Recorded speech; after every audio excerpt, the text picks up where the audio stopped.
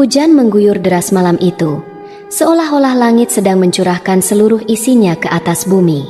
Desa Sukamendung, sebuah perkampungan terpencil di lereng gunung, tampak tenggelam dalam kabut yang tebal. Angin kencang menggoyangkan pepohonan, menciptakan suara gemerisik yang menyerupai bisikan samar. Pak Dirman menatap lekat ke kaca depan ambulansnya. Wajahnya keriput dan penuh beban. Ia sudah puluhan tahun menjadi sopir ambulans, tapi tugas malam ini terasa berbeda. Trauma lama yang ia pikir telah ia kubur dalam-dalam kini mulai mengintip kembali ke permukaan. "Pak, masih jauh?" tanya Joko, asisten mudanya, dari kursi penumpang. Suaranya terdengar bergetar meskipun ia berusaha terdengar santai. "Kita harus melewati gunung ini sebelum sampai ke desa tujuan," jawab Pak Dirman tanpa mengalihkan pandangan dari jalan. Matanya menyorot tajam ke depan, memperhatikan jalur sempit yang diapit jurang dan pepohonan lebat. Di belakang mereka, peti mati sederhana berisi jenazah seorang wanita muda yang meninggal secara misterius terbaring diam. Wanita itu bukan warga asli Sukamendung, tapi keluarganya meminta agar ia dimakamkan di kampung halamannya, di seberang gunung. "Wanita ini, meninggalnya kenapa, Pak?" Joko mencoba memecah keheningan. Pak Dirman menghela napas panjang. Katanya sakit, tapi orang-orang bilang ada yang aneh. Keluarganya nggak banyak cerita. "Kita antar saja, jangan banyak tanya." Joko mengangguk, meskipun rasa ingin tahunya belum terpuaskan. Ia baru pertama kali ikut mengantar jenazah jarak jauh seperti ini, dan suasana malam yang suram membuatnya merasa tidak nyaman.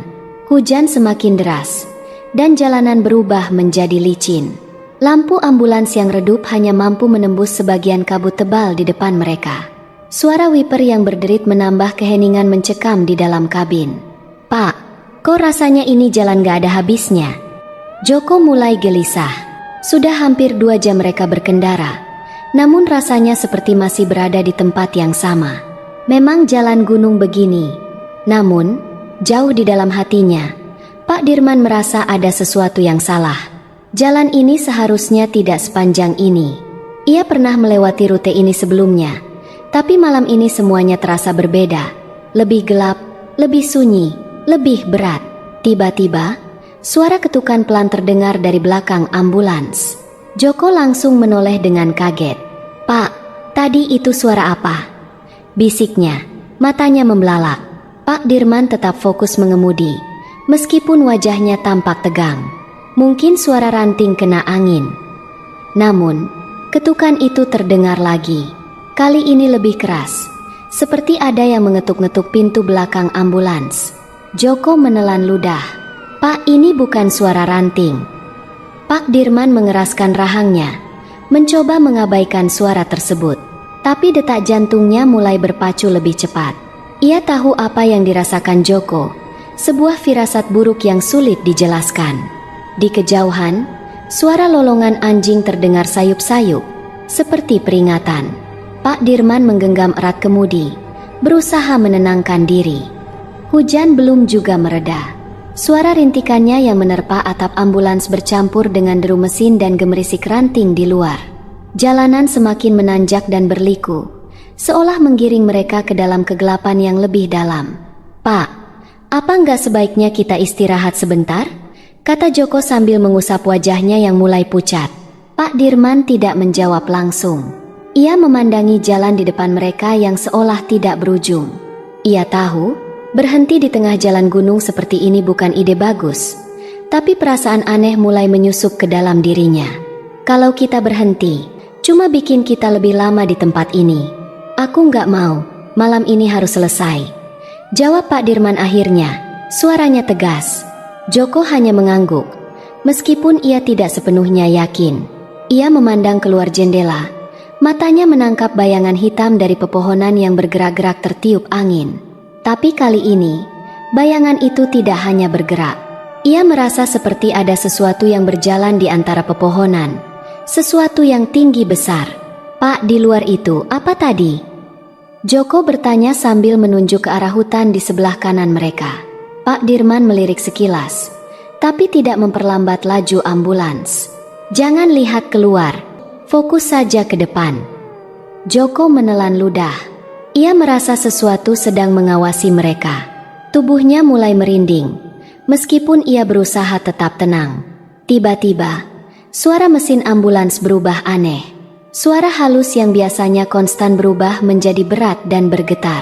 Ambulans melambat hingga akhirnya berhenti total di tengah jalan. Astaga, mogok? Gerutu Pak Dirman sambil memutar kunci kontak beberapa kali. Mesin berusaha menyala tapi tidak kunjung hidup. Ini nggak mungkin. Tadi nggak ada tanda-tanda apa-apa. Lanjutnya sambil memukul setir dengan kesal. Joko melirik sekeliling. Mereka berhenti tepat di depan sebuah pohon besar yang berdiri menjulang di pinggir jalan. Pohon itu tampak aneh, dengan akar-akarnya yang mencuat keluar dari tanah, seolah merengkuh apa saja yang lewat di dekatnya. Pak, pohon ini kayaknya pohon keramat deh. Bukannya orang desa bilang jangan berhenti di dekat pohon besar kayak gini, bisik Joko. Namun, sebelum ia sempat berkata apa-apa, suara radio ambulans tiba-tiba menyala sendiri. Dari speaker kecilnya, terdengar lagu daerah yang asing, melodi kuno dengan nada melankolis yang menusuk telinga. Suaranya seperti berasal dari zaman lain, dengan paduan gamelan dan nyanyian perempuan yang lirih dan seram. Radio ini nggak pernah aku nyalakan, kata Pak Dirman panik sambil mencoba mematikan radio. Tapi tombolnya tidak merespons. Joko mulai gemetar. Ia melirik ke belakang, ke arah peti mati yang terbaring di sana. Dalam keremangan, peti itu tampak lebih menyeramkan daripada sebelumnya. Pak, ada yang gak beres di sini. Kita harus pergi dari tempat ini sekarang juga, desak Joko. Pak Dirman mencoba menyalakan mesin lagi, kali ini dengan lebih keras. Ambulans akhirnya hidup dengan suara berat, dan mereka segera melaju meninggalkan pohon keramat itu. Namun, ketegangan belum mereda. Saat ambulans mulai menuruni tanjakan, Joko melihat sesuatu dari sudut matanya. Di antara pepohonan yang berjejer rapat, ada bayangan hitam, besar, dan tinggi. Bayangan itu tampak bergerak perlahan mengikuti ambulans, seolah tidak ingin kehilangan mereka. Pak! Ada sesuatu di luar. Di sana, seru Joko sambil menunjuk ke arah hutan. Pak Dirman tidak menoleh. Ia menggenggam setir lebih erat. Kakinya menginjak pedal gas lebih dalam. Diam, Joko. Jangan lihat ke belakang, bentaknya dengan nada panik. Joko tidak bisa mengabaikan apa yang dilihatnya. Sosok itu kini semakin dekat. Langkahnya terasa seperti mengguncang tanah. Pak, itu apa itu bukan manusia, bisik Joko dengan suara bergetar. Ambulans terus melaju. Suara mesinnya bersaing dengan detak jantung mereka yang kian cepat. Namun, di tengah semua ketegangan itu, ada satu hal yang sama-sama mereka sadari.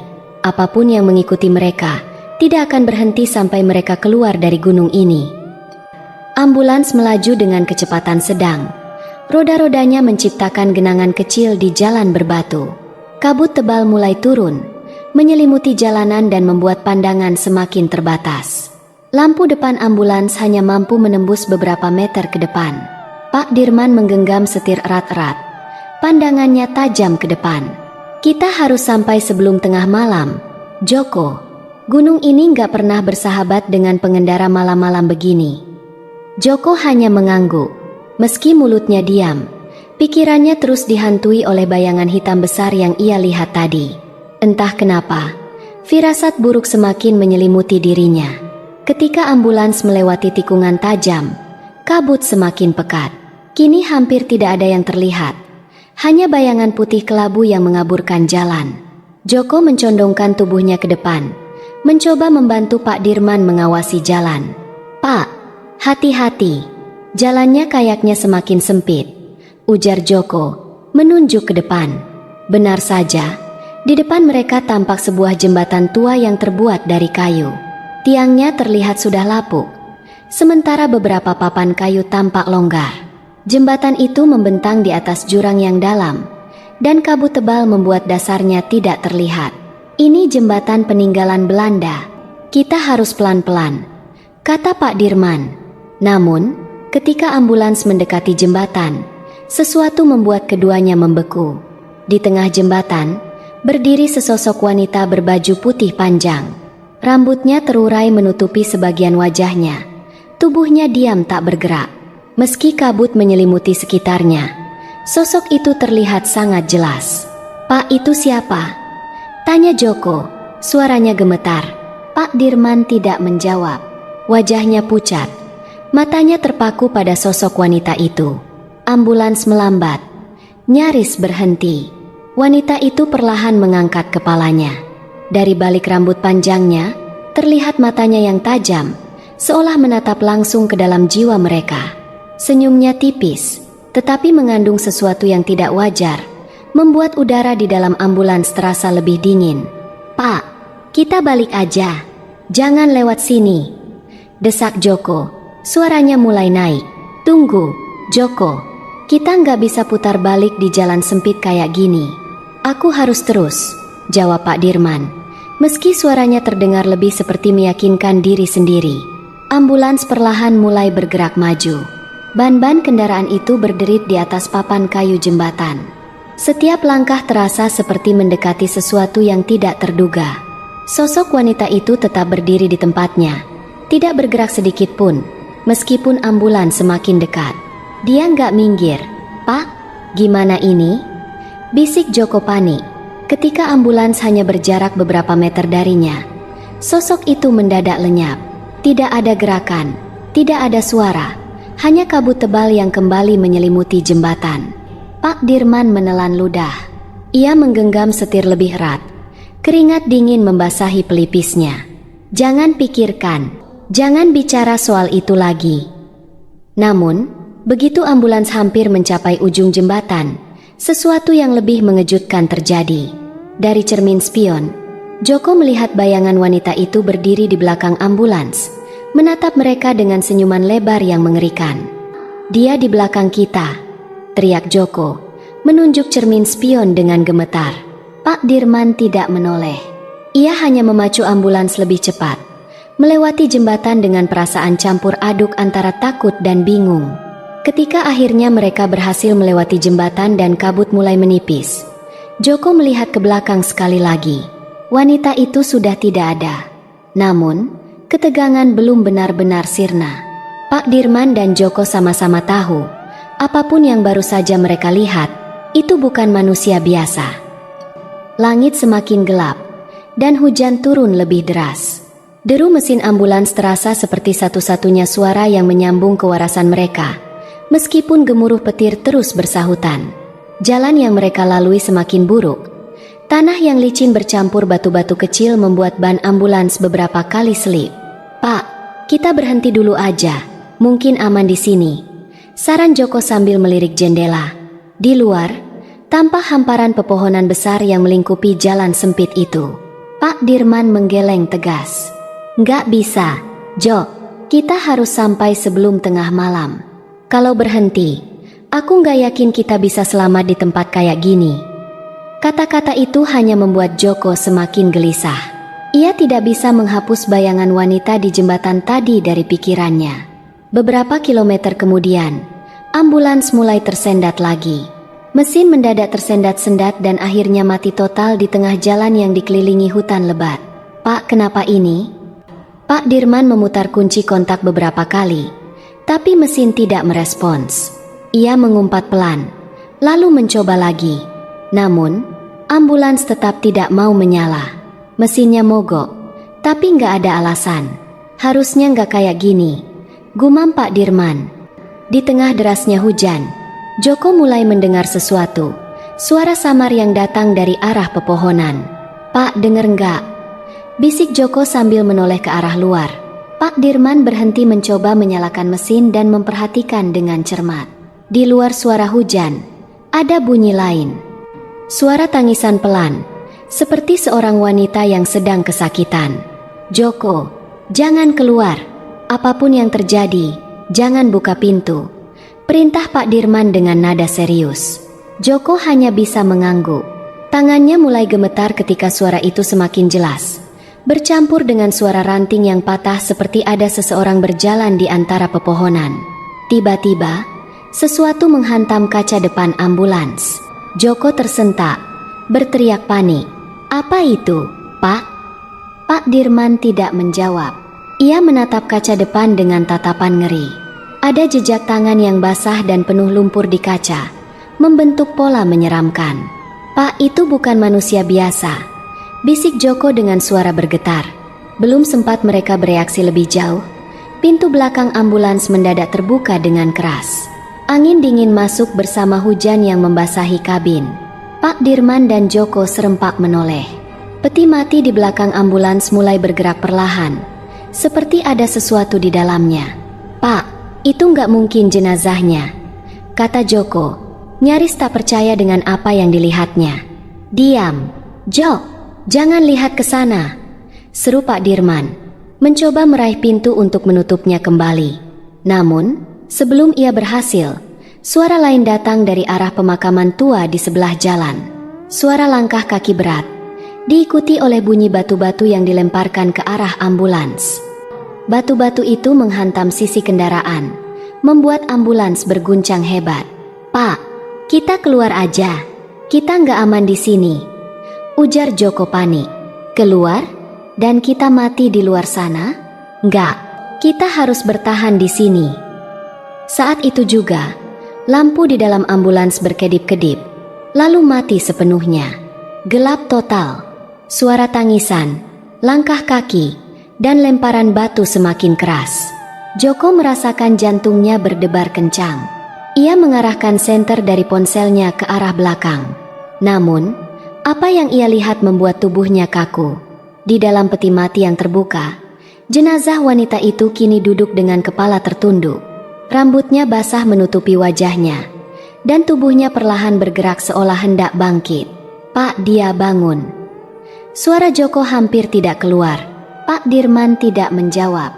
Tubuhnya kaku, matanya menatap lurus ke depan seperti menolak untuk melihat apa yang terjadi di belakang. Namun, tanpa diduga, jenazah itu mendongak. Wajahnya pucat, matanya kosong, dan dari bibirnya terdengar bisikan pelan, "Antar aku pulang." Suara bisikan dari jenazah itu membuat tubuh Joko lemas seketika. Ia mundur ke kursinya, mencoba menjauh dari peti mati yang terbuka. "Pak Dirman, apa yang harus kita lakukan?" Suara Joko bergetar, hampir tidak terdengar. Pak Dirman tetap terdiam. Keringat mengalir deras di wajahnya meskipun udara di sekeliling begitu dingin. Tangannya gemetar di atas setir. Ia seperti memaksakan dirinya untuk tidak melihat ke belakang. "Joko, kita nggak boleh takut. Jangan sampai kita kehilangan akal," kata Pak Dirman, meskipun suaranya sendiri terdengar rapuh. Namun, peti mati itu kembali bergerak. Tubuh jenazah wanita itu perlahan-lahan berbaring kembali, seperti sedang ditarik oleh kekuatan tak terlihat. Pintu ambulans yang tadi terbuka tertutup sendiri dengan suara keras. Ambulans bergetar sejenak, lalu hening. Hanya suara hujan deras di luar dan napas panik Joko yang terdengar. "Pak, dia kembali ke peti," ujar Joko, tidak yakin apakah itu berita baik atau justru awal dari sesuatu yang lebih buruk. Pak Dirman memberanikan diri menyalakan senter dari ponselnya dan mengarahkannya ke belakang. Peti mati itu kini tertutup rapat. Tidak ada tanda-tanda bahwa jenazah itu tadi sempat duduk. Tapi ada sesuatu yang aneh. Pada tutup peti terlihat bercak-bercak air berwarna merah gelap, seperti darah. "Joko, kamu tunggu di sini," ujar Pak Dirman dengan suara tegas. Ia menghela napas panjang, berusaha menenangkan diri, lalu membuka pintu ambulans. "Pak, jangan keluar. Ini berbahaya," seru Joko. Pak Dirman tidak menjawab. Ia mengambil kunci pas dari dashboard, keluar dari ambulans, dan menuju ke bagian belakang untuk memastikan pintu terkunci rapat. Senter di tangannya bergetar, memantulkan bayangan aneh dari pepohonan yang basah. Ketika Pak Dirman membuka pintu belakang, ia membeku di tempat. Peti mati itu kosong. Pak Dirman menelan ludah, mencoba menormalkan napasnya. Ia melirik ke dalam ambulans, memastikan bahwa matanya tidak menipunya. Tidak ada jenazah, hanya kain kafan yang terlipat rapi. "Pak, ada apa?" tanya Joko, yang mulai kehilangan kesabaran. Pak Dirman tidak menjawab. Ia merasakan firasat buruk semakin kuat. Hutan di sekitar mereka terasa hidup, Seolah ada ribuan pasang mata yang mengawasi dari kegelapan. Tutup pintunya. Cepat. Suara Joko memecahkan kebisuan. Ia menunjuk ke arah sesuatu di luar ambulans. Di sisi lain jalan. Di bawah sinar senter yang redup, Pak Dirman melihatnya. Sosok wanita dengan kain kafan basah berdiri diam di antara pepohonan. Rambutnya menutupi wajahnya, dan tubuhnya terlihat tidak wajar, seperti melayang beberapa inci di atas tanah. Pak Dirman mundur, nyaris tersandung, lalu menutup pintu belakang ambulans dengan terburu-buru. Ia masuk kembali ke kursi pengemudi dan langsung mengunci semua pintu. "Pak, apa itu tadi?" tanya Joko, wajahnya pucat pasi. "Saya nggak tahu, Jo, tapi ini salah. Semua ini salah." Ketika Pak Dirman mencoba menyalakan mesin lagi, tiba-tiba terdengar suara keras dari atap ambulans. "Kita harus pergi dari sini sekarang." Joko berteriak panik, tapi mesinnya tetap tidak mau menyala. Suara ketukan di atap semakin keras, seperti ada sesuatu yang mencoba masuk. Namun, di tengah ketegangan itu, suara seorang wanita terdengar dari dalam ambulans, pelan namun jelas. "Antar aku pulang." Pak Dirman dan Joko saling berpandangan dengan wajah ketakutan. Suara itu datang dari belakang mereka, dari arah peti mati yang kosong. "Pak, kita nggak mungkin keluar dari sini kalau kita nggak selesaikan ini," bisik Joko dengan suara gemetar. Pak Dirman mengangguk pelan. Ia tahu, perjalanan ini lebih dari sekadar mengantar jenazah. Ada sesuatu yang harus mereka lakukan. Mungkin sesuatu yang lebih menyeramkan daripada apa yang sudah mereka alami sejauh ini. Pak Dirman dan Joko terdiam dalam ketakutan. Ambulans itu terasa seperti perangkap, dikelilingi oleh kegelapan dan suara aneh dari luar. Ketukan di atap telah berhenti, tetapi suara pelan wanita itu masih terngiang di telinga mereka. "Antar aku pulang." Pak Dirman mengambil napas dalam-dalam. "Joko, kita harus cari tahu apa yang sebenarnya terjadi.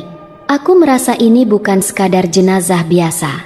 Ada sesuatu yang ingin disampaikan." "Tapi, Pak, bagaimana caranya?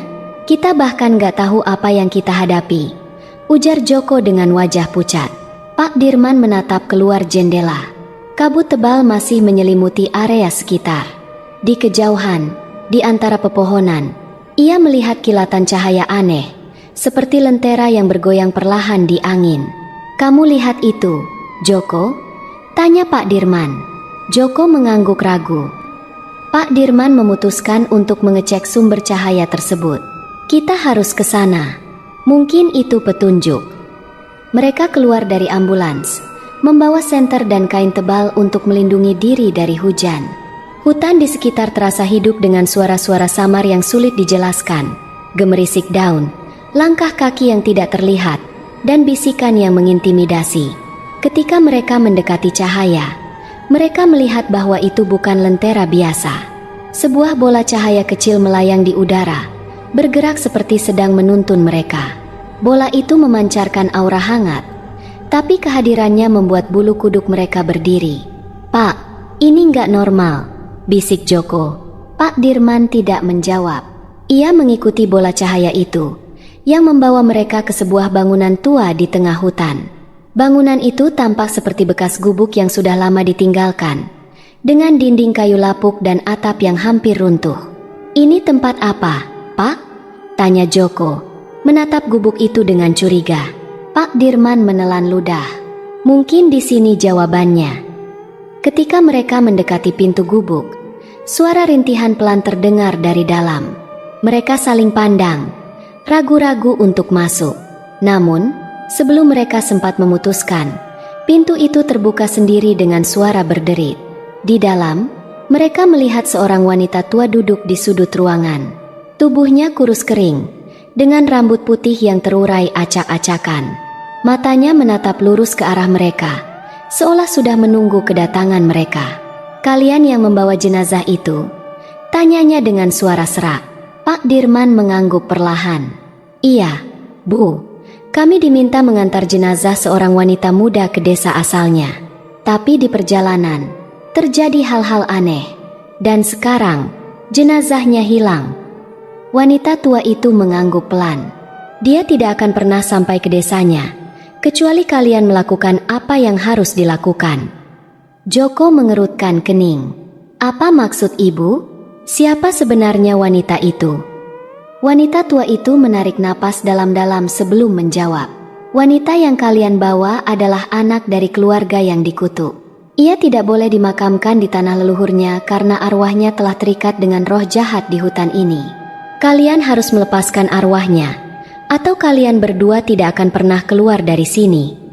Pak Dirman dan Joko saling pandang, bingung sekaligus takut. Bagaimana cara kami melepaskan arwahnya? Tanya Pak Dirman. Wanita tua itu menunjuk ke arah sebuah kotak kayu kecil di sudut ruangan.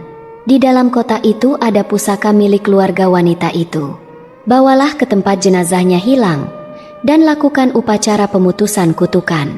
Hanya dengan begitu arwahnya bisa bebas. Kita bahkan gak tahu bagaimana caranya. Wanita tua itu tersenyum tipis. Kalian tidak perlu tahu. Roh hutan ini akan menuntun kalian. Tapi ingat, jangan pernah melawan apapun yang kalian lihat di sepanjang jalan. Suasana di dalam gubuk semakin mencekam. Hujan di luar masih deras, tetapi entah bagaimana suara rintikannya terasa semakin jauh, seolah mereka telah terpisah dari dunia nyata. Pak Dirman mengambil kotak kayu itu dengan tangan gemetar. Saat menyentuhnya, ia merasakan hawa dingin menjalar ke seluruh tubuhnya. Baik, kami akan melakukan apa yang harus dilakukan.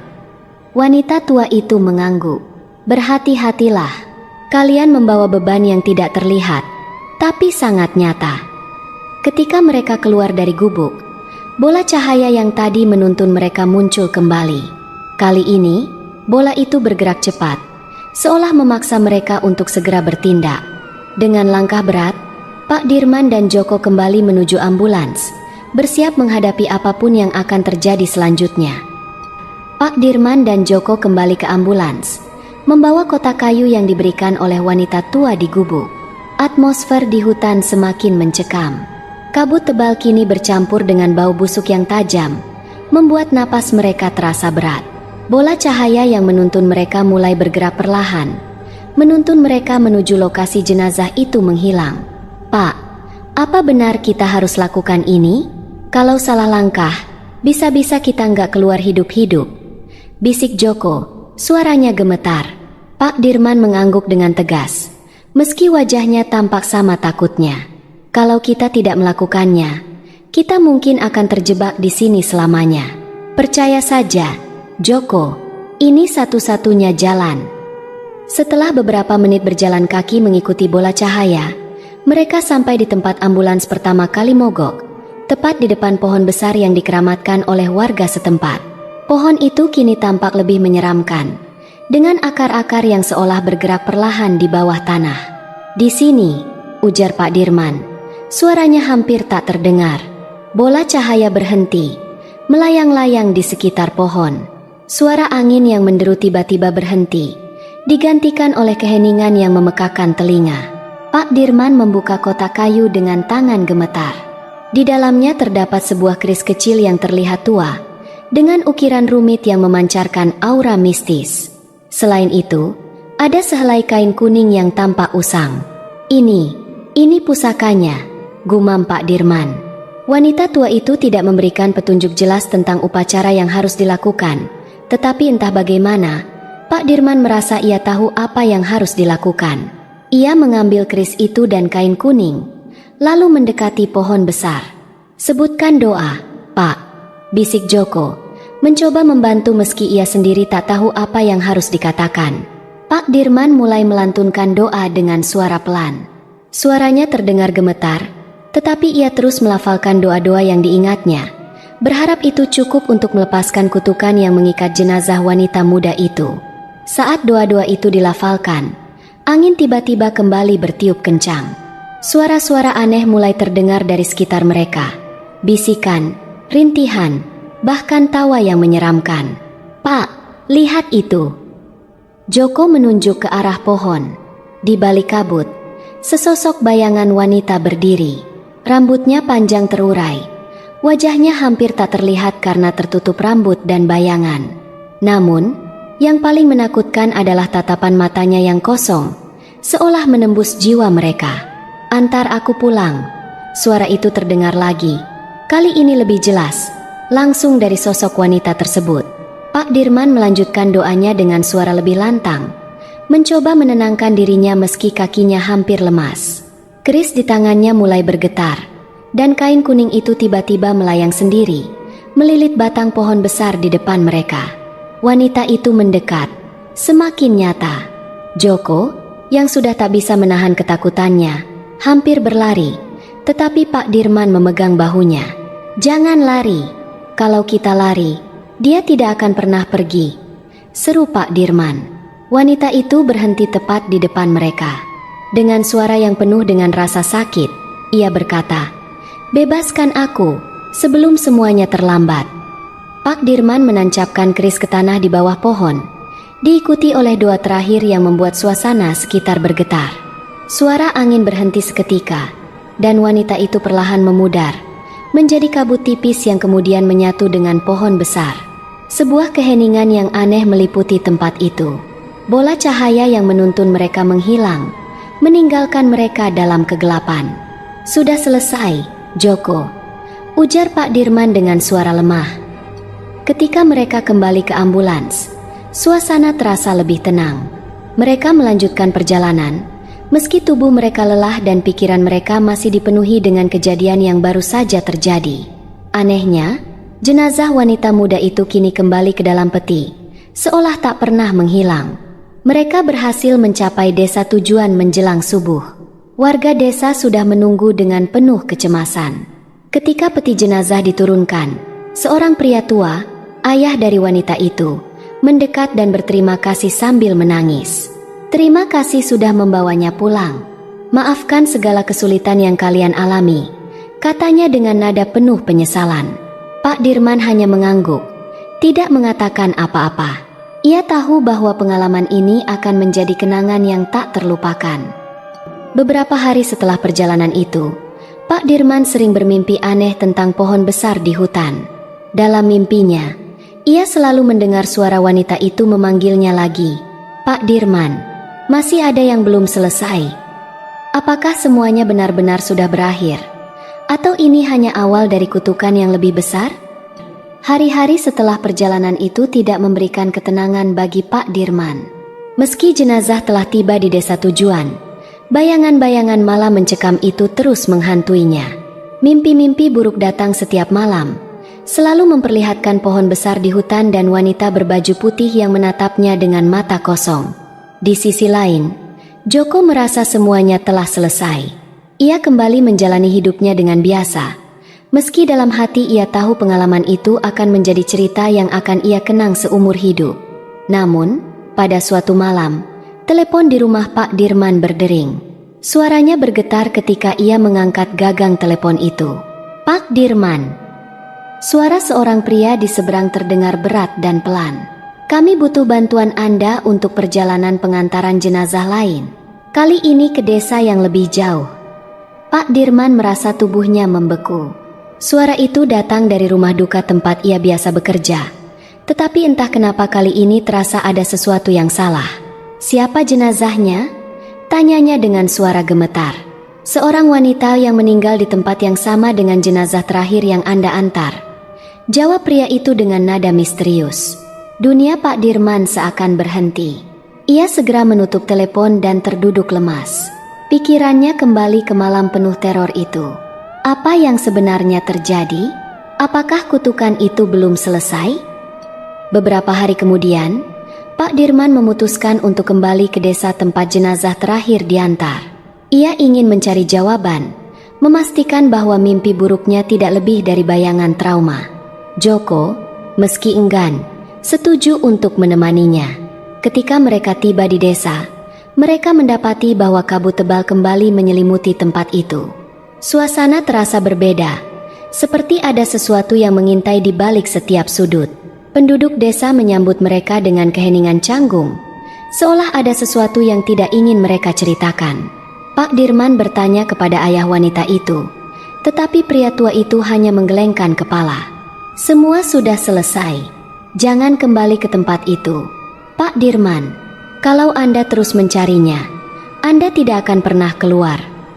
Namun, rasa penasaran Pak Dirman terlalu besar. Malam itu, ia kembali ke hutan, ke tempat pohon besar berdiri.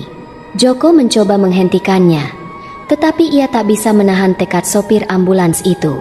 Saat mereka tiba di pohon besar, suara angin mulai berbisik lagi.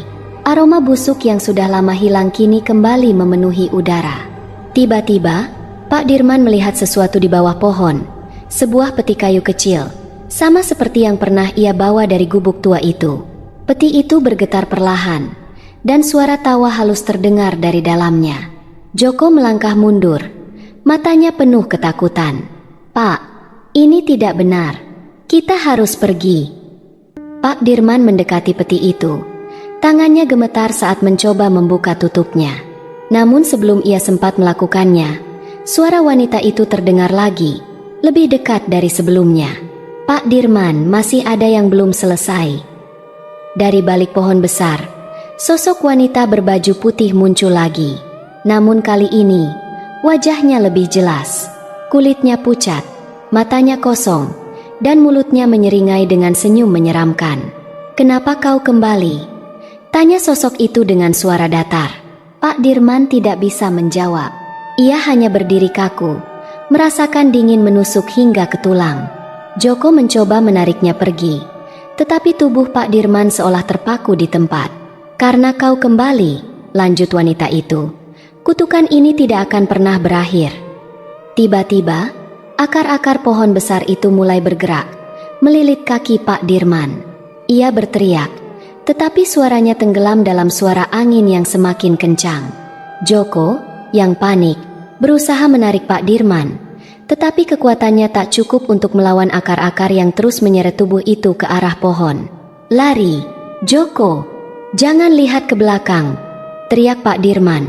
Tetapi Joko tidak bisa meninggalkan sahabat sekaligus mentornya itu. Dalam detik-detik terakhir, Pak Dirman melemparkan keris pusaka yang ia bawa ke arah Joko. "Ambil ini. Jangan biarkan pohon ini mengambil nyawamu juga." Dengan berat hati, Joko berlari menjauh, meninggalkan Pak Dirman yang kini sepenuhnya terseret ke dalam tanah di bawah pohon besar itu. Suara wanita itu berubah menjadi tawa keras yang menggema di seluruh hutan. Joko berhasil keluar dari hutan dan kembali ke desa dengan napas tersengal.